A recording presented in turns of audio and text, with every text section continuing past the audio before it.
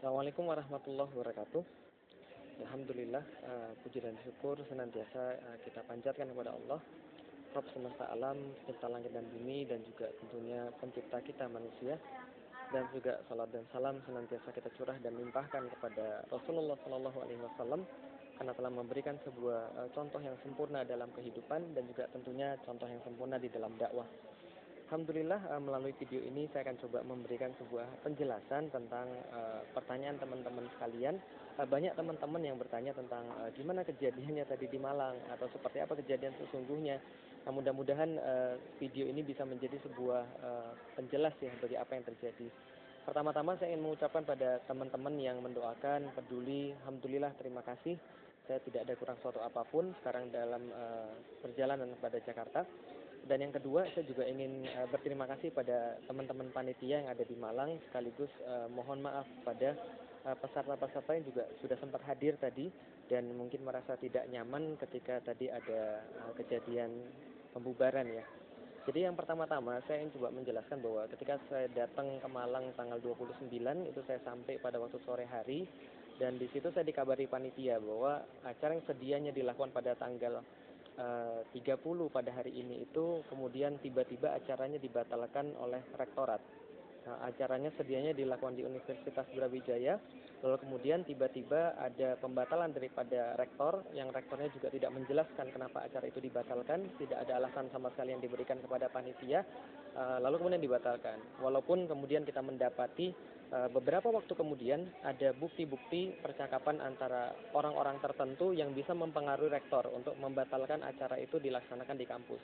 Kita juga nggak tahu sampai sekarang alasannya seperti apa. Karena acaranya itu sebenarnya acara sebuah kajian, jadi kajian tentang cinta mulia, tentang sebuah panduan-panduan yang harus dilaksanakan remaja agar waktu remajanya itu tidak dihabiskan dengan maksiat, dengan sia-sia, yang diambil daripada buku saya udah putusin aja. Nah juga kita bingung ada apa, kenapa kajian-kajian tentang pranikah, tentang cinta, tentang pergaulan anak muda ternyata mendapatkan sebuah penentangan dari pihak rektor. Lalu kemudian panitia langsung bahasa mereka hektik gitu ya. Jadi langsung kemudian panik, kemudian mencari tempat yang lain. Nah, dapatlah di salah satu hotel di daerah Malang. Nah, kemudian setelah kemudian mendapatkan tempat, saya pun dikabari, besok ya Ustaz, insya Allah kita tetap lanjut. Alhamdulillah saya katakan. Nah, kemudian ketika kita sudah sampai di hotel tersebut, kemudian kita adakan kajiannya alhamdulillah mulai jam 8, lalu kemudian jam 8.30 saya kemudian memberikan kajian sekitar sampai jam 10.30. Nah, 10.30 itu tiba-tiba ada dari pihak hotel datang, lalu kemudian mengatakan di tengah-tengah pada audiens bahwa kajian dibubarkan. Kenapa? Karena alasannya tidak mendapatkan izin daripada pihak kepolisian dan sebagainya. Kita juga bingung loh bagaimana mengatur perizinan sedangkan acara itu baru diganti waktunya jam 8 malam. Lalu kemudian ternyata di situ juga sudah banyak sekali polisi, ada sekitar mungkin 10 atau 20 personel yang ada di situ. Lalu kemudian kita sampaikan ya sudah nggak ada masalah. Kalaupun memang mau dibubarkan, toh polisi sudah datang, ya mau apa lagi?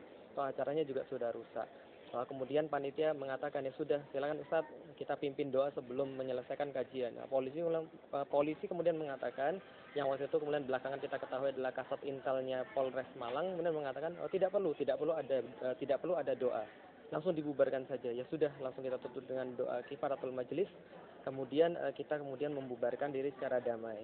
Nah, belakangan ketika kita tanya kepada pihak kepolisian, loh ini ada apa? Kenapa sampai harus ada seperti ini? Kemudian pembubaran, toh acaranya adalah acara pengkajian Islam, gitu kan ya, penjelasan kepada anak-anak muda untuk melawan degradasi moral yang sekarang terjadi, perzinahan yang marak, gitu kan ya, kalau kemudian tawuran, kemudian tindakan-tindakan negatif yang ada.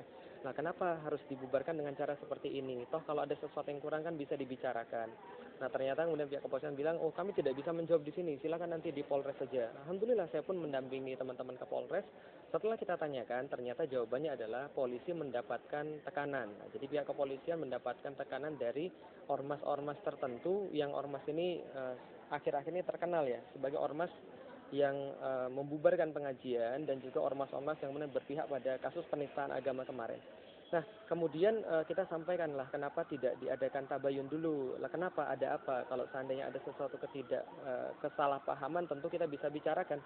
Tentu kita bisa untuk menyampaikan dengan baik, menyampaikan dengan cara yang islami, gitu kan ya. Lalu kemudian dijawab ya tidak bisa. Dan kemudian kembali lagi di masalah perizinan.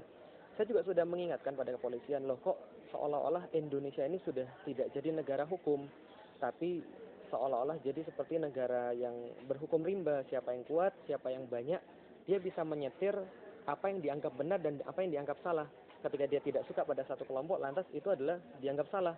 Kalau dia suka pada satu kelompok, itu seolah-olah dianggap benar. Lalu kemudian di mana hukum di situ? Nah, kemudian di situ kemudian polisi berkata bahwa ya kami tidak bisa apa-apa, karena kami ini sedikit, kami tidak bisa apa-apa.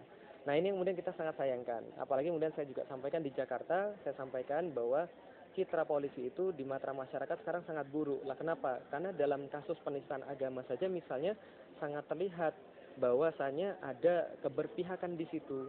Akan sangat sulit sekali ketika kaum muslimin yang mengadakan acara, akan sangat sulit sekali ketika kaum muslimin mengadakan satu hal pengkajian kemudian dianggap sebagai satu hal yang makar. Padahal di mana makarnya? Kita sedang membahas tentang pacaran kok, sedang membahas tentang udah putusin aja. Kok dianggap sebagai satu hal yang kemudian mendekati kepada makar. Nah, ini kemudian ya sesuatu yang kemudian kita sayangkan ya, sangat kita sayangkan sekali apabila ada orang-orang yang tidak suka kemudian mengedepankan tindakan-tindakan pemaksaan, mengedepankan tindakan-tindakan fisik tanpa ada komunikasi terlebih dahulu, tanpa ada tabayun terlebih dahulu. Padahal seharusnya kemudian yang terjadi adalah tabayun atau komunikasi terlebih dahulu. Yang lebih kita sayangkan justru itu dari pihak seorang muslim atau dari pihak muslim sendiri. Nah, yang kedua, kemudian juga saya juga sampaikan kepada polisian bahwa ini harus kemudian ke depan harus lebih baik lagi. Kenapa? Karena bagaimanapun juga tidak boleh ada satu kelompok yang bisa memaksakan kepada kelompok yang lain, dan itu adalah sesuatu pilot project atau presiden yang buruk ke masa depan. Nah, itu adalah kemudian penjelasan saya. Maka ya alhamdulillah semuanya kita katakan ya sudah nggak ada masalah. Kita juga tidak mungkin melawan yang berwenang. Kita juga tidak mungkin akan melakukan kekerasan. Nah, kenapa? Karena Islam mencintai kedamaian. Islam tidak menyukai adanya perpecahan. Islam tidak menyukai adanya adu domba di antara kaum muslimin sendiri. Kita tidak menginginkan itu terjadi. Toh kita juga menginginkan ketika kajian itu ada orang yang tercerahkan. Ya toh kita nggak mungkin melakukan tindakan-tindakan melawan pihak berwenang. Hanya saja kita sampaikan ya tadi bahwa harusnya negara ini berdasarkan hukum dan harusnya hukum di atas segala-galanya, bukan orang-orang yang kuat dan banyak yang kemudian mengambil hukum itu. Nah, bagi teman-teman sekalian, mohon doanya bahwa dakwah ini insya Allah tidak akan pernah terhenti. Dakwah ini insya Allah tidak pernah akan surut. Kenapa? Karena Allah akan mengambil daripada orang-orang yang dicintainya, orang-orang yang siap untuk mempertahankan agama ini, siap untuk memperjuangkan agama ini, dan insya Allah doakan bahwa saya adalah salah satu di antara orang-orang itu. Mudah-mudahan saya termasuk orang yang mendapatkan amanah untuk menjaga agama ini, untuk menyampaikan kebenaran ini, walaupun mungkin ilmu saya tidak semumpuni ustadz-ustadz yang lain. Tapi mudah-mudahan apapun yang saya ketahui dan itu benar, saya akan coba menyampaikan dengan sebaik-baiknya, menyampaikan dengan sebagus-bagusnya. Yang kedua, kemarin barusan saya ditelepon oleh bapak saya. Jadi bapak saya kemudian berkata pada saya, "Lik, kamu ini sekarang tulisanmu di Facebook tuh keras sekali. Nanti banyak yang nggak suka loh. Nanti ada ormas-ormas tertentu yang nggak suka. Atau misalnya ada pihak-pihak yang tidak suka, pihak-pihak berwenang dan misalnya pihak-pihak rezim yang mungkin tidak suka." Saya katakan, ya bagaimana lagi? Ini adalah kebenaran yang harus saya sampaikan. Saya bilang, ini adalah kebenaran yang harus Felix sampaikan. Lah, kenapa? Karena Felix tahu ini adalah sesuatu yang benar dan ini harus Felix sampaikan. Bagaimana mungkin Felix diam ketika melihat kezaliman atau melihat sesuatu yang salah? Maka bapak saya kemudian bilang, ya tapi ini berbahaya. Kamu tuh mbok ya sedikit lebih halus, sedikit lebih santai, nggak usah kemudian harus seperti itu terus.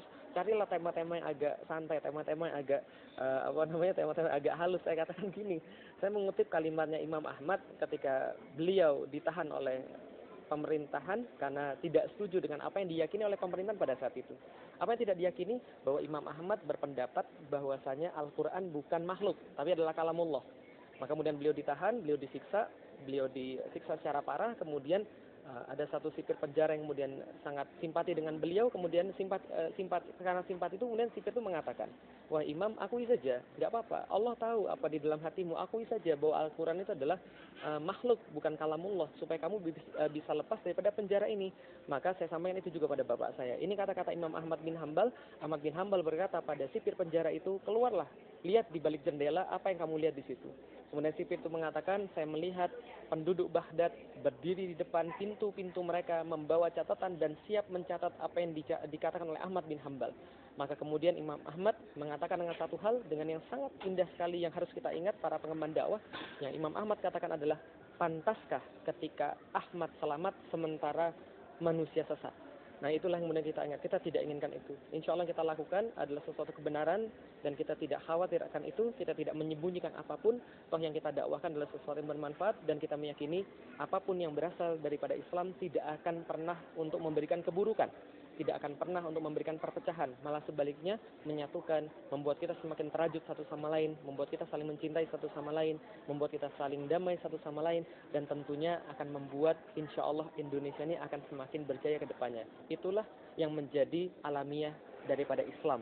Kalaupun ada orang-orang yang tidak suka, insya Allah kita doakan. Mudah-mudahan kita doakan Pak Polisi, kemudian berubah, kemudian untuk menyadari, lalu kemudian untuk mengetahui seperti apa kebenaran yang sejati dan keadilan yang sejati.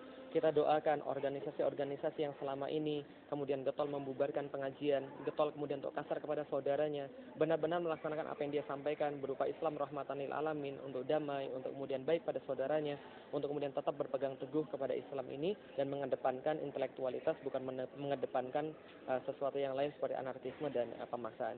Dan insya Allah kami juga mendoakan agar teman-teman sekalian semuanya istiqomah di dalam dakwah, dan kami juga mohon doanya.